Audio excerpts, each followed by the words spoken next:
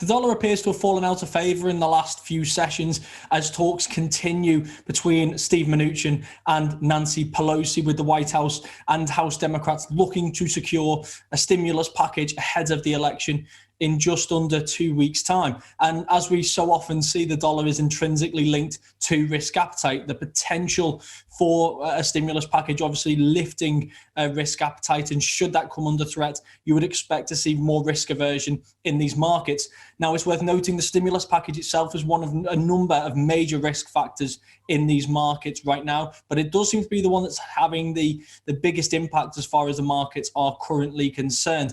And as I say, with the White House and Nancy Pelosi moving closer towards a deal, it does seem the markets are getting a little bit more optimistic. The White House recently raising its offer to $1.88 trillion, getting ever closer to the package which has been proposed by the Democrats for around $2.2 trillion.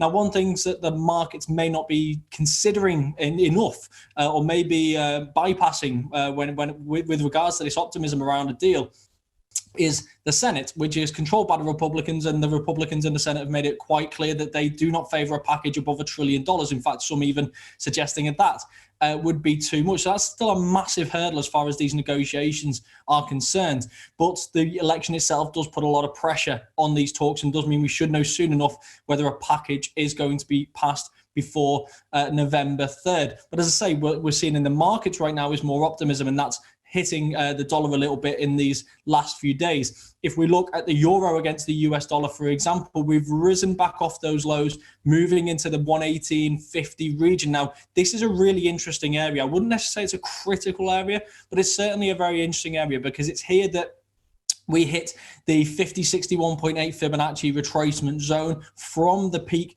in this currency pair to the more recent lows. And if we move through this level, that would suggest we've moved into more bullish territory, out of correction territory, and potentially suggesting that either a stimulus package has been agreed and passed, or that at least the markets are extremely optimistic, which does obviously bring with it increased downside risk. Now, there are other risk factors which I've alluded to, but you would expect that this stimulus package is going to be wrapped up before any of those do materialize. So I think this is still going to be a key factor as far as this currency pair is concerned.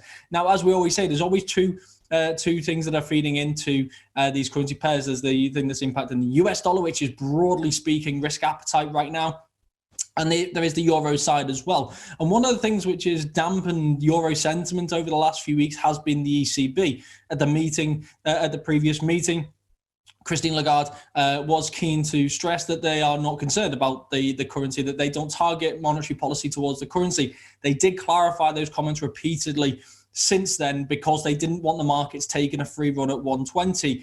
As they've repeatedly stressed, it's not necessarily the position of the currency itself that's a concern as far as monetary policy is concerned, but it is the pace at which it does depreciate or appreciate in this circumstance, which does create a problem as far as policymakers are concerned. They've been successful in slowing the ascent, but it seems that over the coming months, there is going to be a continued appreciation in the single currency. It's just a case of whether that's going to take off now, or whether it's maybe going to be a few weeks to a month before we start to see that pick up a little bit of steam to the upside. But it does seem that momentum is growing at this point in time because of the changes that we're seeing in risk appetite. I do think risk appetite is going to improve at the end of the year, which will weigh on the US dollar. It's all a question of timing, whether that's going to be now. And I think whether that's now will ultimately depend on whether a stimulus package in the US can be passed ahead of this election campaign.